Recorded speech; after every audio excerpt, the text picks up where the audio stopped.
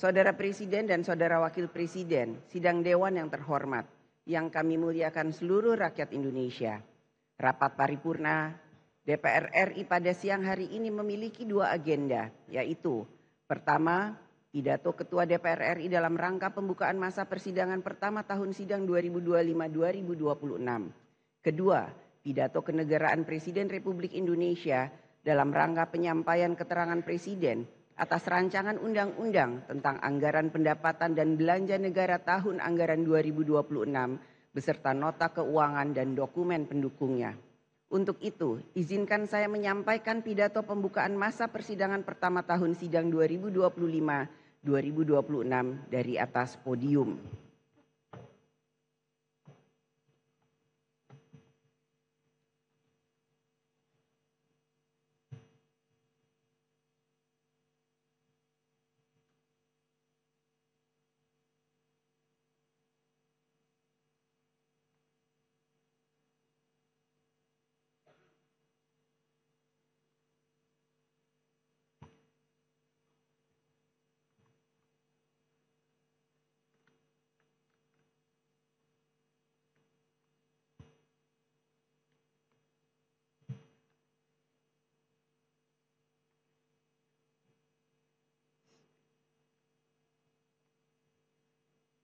Assalamualaikum warahmatullahi wabarakatuh.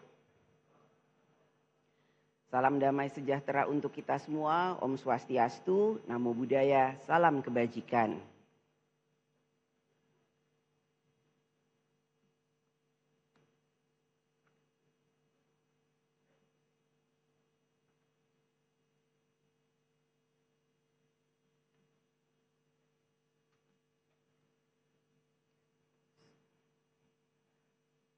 Saudara Presiden dan Saudara Wakil Presiden, sidang Dewan yang terhormat. Pembukaan masa sidang ini menandai dimulainya tahun kedua masa bakti DPR RI periode tahun 2024-2029. Sepanjang masa sidang tahun pertama, kita dihadapkan pada persoalan-persoalan mendasar dan tantangan strategis yang akan menentukan arah dan kualitas pembangunan Indonesia ke depan. Permasalahan dan tantangan yang harus kita selesaikan bukanlah pekerjaan administratif, melainkan pekerjaan rumah yang menyangkut hal-hal paling mendasar dalam kehidupan bernegara, keadilan sosial, kesejahteraan rakyat, pemerataan pembangunan, dan penguatan kedaulatan nasional. Setiap pemerintahan akan membawa pendekatan yang berbeda dengan cara pikir, cara kerja, dan cara memimpin yang berbeda. Perbedaan itu adalah suatu kebutuhan. Situasi dan kondisi bangsa dan negara juga berubah, sehingga pendekatan pembangunan harus menjawab realitas zamannya. Satu hal yang tidak boleh berubah adalah tujuan akhirnya, yaitu rakyat harus hidup lebih layak, lebih sejahtera, dan lebih bermanfaat. Apapun gaya kepemimpinannya yang dinilai adalah hasil nyata bagi rakyat. Pemerintahan Presiden Prabowo Subianto telah menetapkan arah pembangunan 5 tahun ke depan melalui dokumen Rencana Pembangunan Jangka Menengah Nasional atau RPJMN. RPJMN bukan sekedar formalitas perencanaan, tetapi merupakan terjemahan strategis dan teknokratis dari visi-visi Presiden yang terangkum dalam Asta Cita. Dokumen ini menjadi kompas pembangunan nasional bagi seluruh kementerian lembaga. Oleh karena itu, tidak ada visi menteri, yang ada hanya visi misi presiden.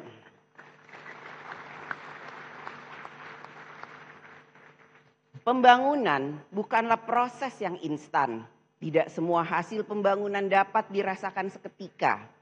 Pembangunan membutuhkan waktu, konsistensi, dan kesinambungan kebijakan. Kebijakan yang hanya berorientasi pada kepentingan sesaat, sebesar apapun tampaknya hari ini baik, akan tetapi dapat berisiko menjadi beban negara di masa depan.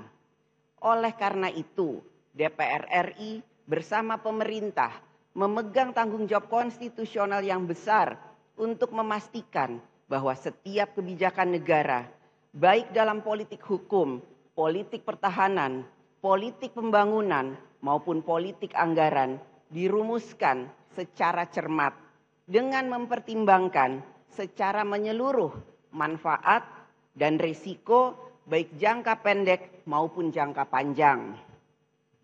Setiap kebijakan harus berorientasi sepenuhnya pada kepentingan rakyat, bukan semata pada kepentingan sektoral atau kepentingan jangka pendek. Masa sidang tahun kedua ini merupakan momentum strategis bagi DPR RI dan pemerintah untuk melakukan penguatan arah kebijakan negara secara menyeluruh.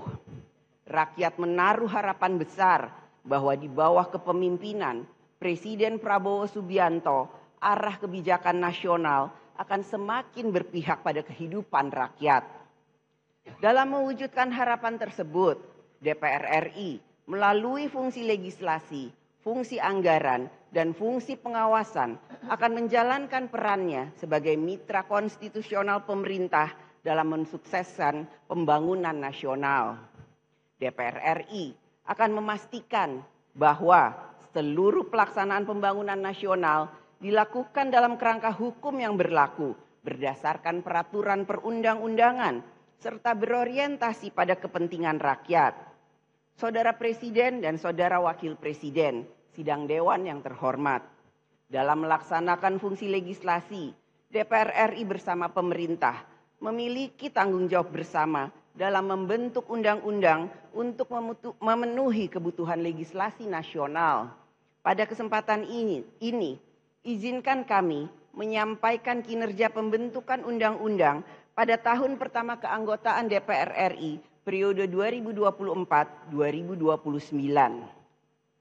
Hingga saat ini, DPR RI bersama dengan pemerintah telah menyelesaikan pembahasan 14 rancangan undang-undang, yaitu Komisi 1, 1 undang-undang.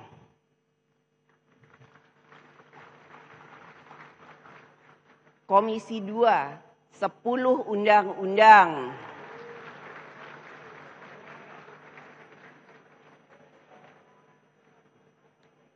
Komisi 6, 1 undang-undang.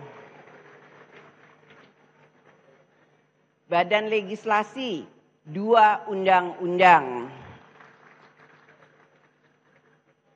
Sedangkan komisi yang lain masih dalam tahapan pembentukan dan pembahasan rancangan undang-undang. Pada masa persidangan ini, DPR RI bersama pemerintah dan DPD RI akan memfokuskan pembahasan terhadap 11 rancangan undang-undang yang masih berada pada tahap pembicaraan tingkat 1. DPR RI akan selalu memprioritaskan pembentukan undang-undang yang berkualitas sehingga lebih mengejar kinerja kualitas daripada kuantitas. Dalam pembentukan undang-undang, DPR RI dan pemerintah sering berada dalam posisi di tengah-tengah berbagai subjek hukum yang memiliki kepentingan yang berbeda-beda. Seperti antara majikan dan pekerja, pengusaha dan konsumen, aparatur dan rakyat, penyedia jasa dan pengguna, serta berbagai relasi sosial lainnya. Seperti menjadi wasit di tengah pertandingan olahraga, semua pihak merasa benar. Dan kalau ada peluit dibunyikan, yang protes juga pasti banyak. Belum lagi pengamat-pengamat yang memberi komentar pro dan kontra. Tapi begitulah demokrasi, ramai, penuh aspirasi, dan harus sabar mendengar sebelum mengetuk palu. Tanggung jawab utama pembentuk undang-undang adalah bersikap adil dan bijaksana dalam merumuskan norma hukum yang mengatur hubungan-hubungan tersebut. Konstitusi menghendaki agar hukum dapat menjadi instrumen keadilan bagi seluruh warga negara. Untuk itulah, dalam setiap proses pembentukan undang-undang, partisipasi masyarakat yang bermakna atau meaningful participation merupakan syarat yang sangat penting. Partisipasi ini adalah wujud kedaulatan rakyat. Dengan mendengar, menimbang, dan memperhatikan seluruh aspirasi masyarakat, produk hukum yang dihasilkan akan memiliki legitimasi keadilan dan penerimaan publik yang lebih kuat. Saudara Presiden dan Saudara Wakil Presiden, sidang Dewan yang terhormat, fungsi pengawasan DPR RI diarahkan untuk meningkatkan kinerja pemerintah dalam menangani urusan rakyat dan dalam menjalankan undang-undang. DPR RI memberikan perhatian yang besar terkait permasalahan yang menjadi perhatian rakyat, yaitu antara lain: 1. Penanganan dan penyelesaian masalah pemblokiran rekening dorman oleh PPATK. 2. Rencana penertiban kawasan dan tanah terlantar oleh negara. 3. Pelaksanaan program sekolah rakyat. 4. Evaluasi pelaksanaan program makan bergizi gratis. 5. Tata kelola pemberian tunjangan jabatan fungsional tertentu di kementerian lembaga dan di daerah. 6. Rencana perubahan pola penyaluran bantuan sosial dari seumur hidup menjadi 5 tahun. 7. Perlindungan data pribadi warga negara Indonesia sebagai bagian kesepakatan tarif dagang. 8. Pelaksanaan putusan MK tentang pendidikan gratis SD dan SMP. 9. Sinergi pemerintah pusat dan pemerintah daerah dalam pelaksanaan program strategis nasional. 10. Pelaksanaan royalti hak cipta lagu. Dan tentu saja masih banyak persoalan rakyat yang disampaikan langsung kepada DPR RI, baik melalui aspirasi daerah pemilihan, pengaduan publik, maupun forum-forum resmi yang disediakan oleh DPR. Harapan rakyat jelas agar setiap masalah yang mereka hadapi mendapat perhatian dan dapat segera terselesaikan melalui kebijakan negara yang responsif. Sepanjang 1 tahun terakhir, DPR RI telah menerima laporan dan pengaduan masyarakat yang jumlahnya mencapai 5.642 laporan. Kalau dibagi rata-rata per hari, terdapat 15 sampai 16 laporan pengaduan masyarakat yang dimohonkan untuk dapat dibantu penyelesaiannya.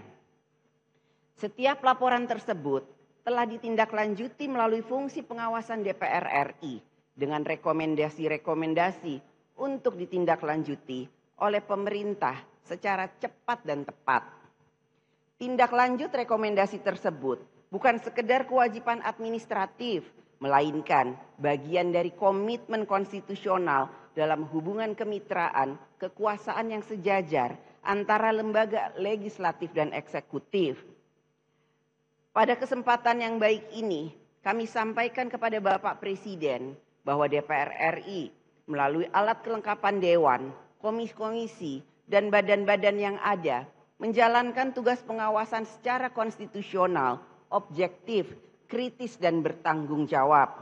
Maka apabila terdapat pembantu Bapak Presiden yang tidak menunjukkan kinerja sebagaimana yang diharapkan dalam menjalankan visi dan kebijakan Presiden, maka dengan segala hormat, izinkanlah kami Bapak Presiden untuk menyampaikan teguran politik secara terbuka, konstruktif, konstitusional, tanpa menimbulkan kegaduhan dan dilandasi saling menghormati dalam rapat-rapat alat kelengkapan Dewan DPR RI. Sehingga visi misi Bapak Presiden dalam Asta Cita dapat terlaksana dengan baik dalam mewujudkan kesejahteraan dan keadilan sosial. Hal itu menjadi bagian dari mekanisme check and balances yang sehat dalam demokrasi, serta pertanggungjawaban jawaban kami DPR RI kepada rakyat. Fungsi pengawasan DPR RI itu bukan semata rutinitas, melainkan bagian dari komitmen konstitusional. Karena kalau tidak diawasi, bisa-bisa lupa arah. Kalau tidak diingatkan, bisa-bisa jalan sendiri. Bahkan kadang sudah diingatkan pun masih butuh ditepuk pundaknya agar selalu mawas diri, selalu berada di koridor jalan kebijakan Presiden dan mensukseskan pelaksanaan visi misi Bapak Presiden dalam membangun bangsa dan negara.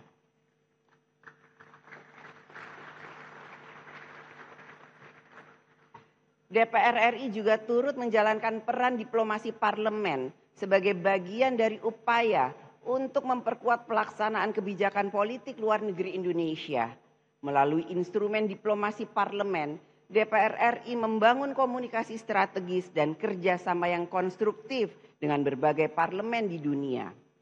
Peran ini sekaligus menegaskan posisi strategis DPR RI yang tidak hanya bertindak sebagai representasi rakyat dalam kehidupan berbangsa dan bernegara di dalam negeri, tetapi juga sebagai wakil rakyat Indonesia dalam forum-forum global. Dalam situasi kondisi global yang tidak menentu, maka dibutuhkan sinergi eksekutif dan legislatif dalam memperjuangkan kepentingan nasional di kancah internasional. Peran diplomasi DPR RI juga memperjuangkan dan selalu memperjuangkan kemerdekaan Palestina dalam forum-forum internasional.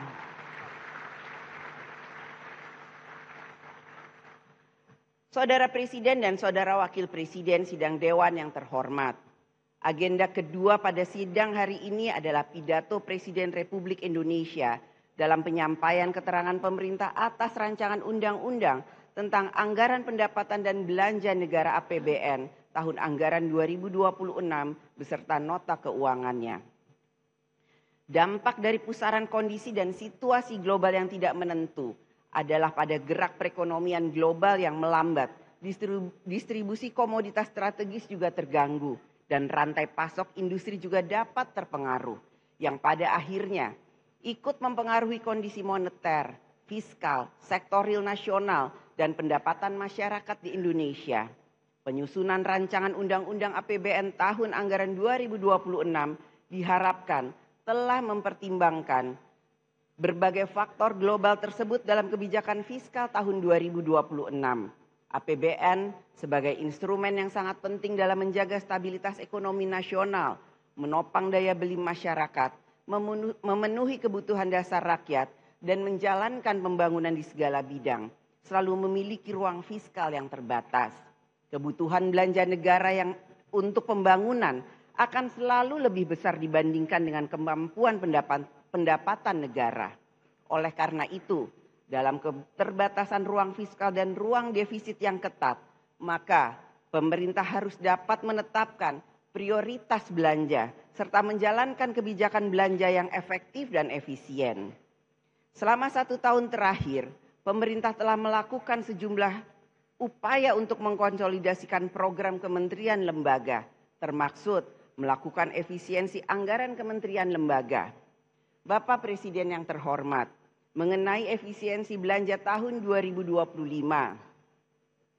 Kementerian Lembaga selalu curhat atau selalu menceritakan curahan hatinya ke komisi-komisi yang menjadi mitra kerjanya. Curhat masalah cinta segitiga juga Bapak Presiden. Terkait dengan program prioritas, tambahan anggaran, dan juga bagaimana kebijakan efisiensi yang sedang berlanjut atau berlangsung. Namun, cinta segitiga itu tidak harus berakhir dengan patah hati, karena semua pihak dapat saling memahami kepentingan dan menempatkan kepentingan rakyat di atas segalanya.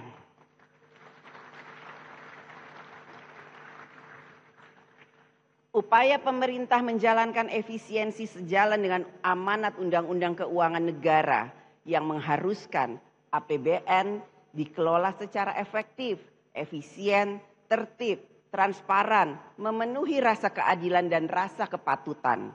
Pada masa sidang sebelumnya, DPR RI bersama pemerintah telah melakukan pembahasan dan menyepakati kebijakan ekonomi makro dan pokok-pokok kebijakan fiskal KEM-PPK FAPBN tahun anggaran 2026. Kesepakatan-kesepakatan tersebut yang akan menjadi dasar dari nota keuangan dan rancangan Undang-Undang APBN 2026 yang akan disampaikan oleh Bapak Presiden Prabowo Subianto. Di balik setiap pos anggaran APBN tersembunyi harapan jutaan rakyat. Apakah anak mereka bisa terus sekolah? Apakah rakyat bisa berobat? Apakah ada lapangan kerja? Bagaimana nasib petani nelayan, buruh, dan lain sebagainya. Penyusunan dan pembahasan APBN bukanlah urusan teknis belaka, tetapi soal keadilan dan keberpihakan. Menjadi harapan seluruh rakyat Indonesia bahwa RAPBN tahun 2026 yang akan disampaikan oleh Bapak Presiden Prabowo Subianto hari ini dapat semakin memudahkan hidup rakyat. Begitu juga harapan dari seluruh provinsi dan kabupaten kota agar APBN tahun anggaran 2026 dapat ikut memperkuat pembangunan di daerah. Pidato Bapak Presiden hari ini yang memuat nota keuangan dan rancangan undang-undang APBN tahun anggaran 2026 kiranya akan dapat menjadi sumber semangat dan optimisme nasional bahwa di tengah situasi global yang penuh ketidakpastian, Indonesia memiliki arah yang jelas, memiliki harapan yang cerah, semangat gotong royong, dan memiliki tekad untuk selalu maju bersama-sama untuk Indonesia.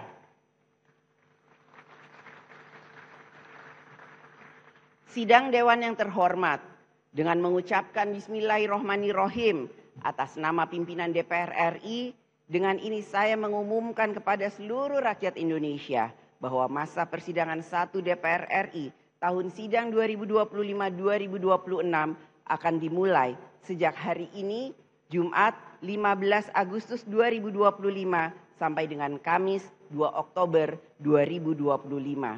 Marilah kita DPR RI pada masa persidangan ini dapat menghasilkan kebijakan-kebijakan negara yang dapat melindungi rakyat, mensejahterakan rakyat, mencerdaskan rakyat, dan ikut serta dalam membangun tatanan dunia yang lebih baik.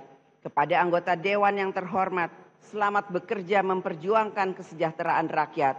Semoga Allah Subhanahu wa Ta'ala, Tuhan yang Maha Esa, memberikan rahmat dan bimbingannya kepada kita semua. Merdeka! Merdeka! Merdeka!